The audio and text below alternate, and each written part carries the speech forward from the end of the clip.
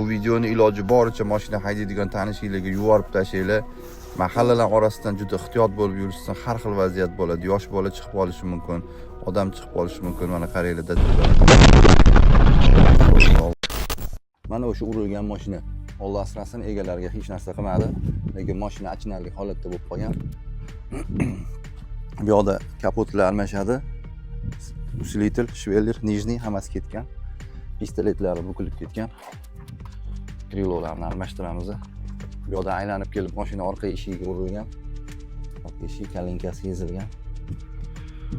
Xudo xolasa ish jarayonini ham oxirida bitgan holatini ham qo'yaman. Kuzatishni davom etinglar. Labo'ylari ham ketgan bunda. Chiroyli qilib beramiz. Yo'lda ehtiyot bo'lib yuringlar. Ayniqsa mahallalarning orasida shoshmasdan chapga o'ngga qarab telefonlarga iloji boricha chalg'imasdan, Alloh asrasin, odam chiqib qolganda u juda ham achinarli holat bo'lardi. Mayli, temir bitib ketadi. Temir inshaalloh chiroyli qilib qo'yamiz. Sog' salomat bo'linglar, kuzatishni davom etinglar.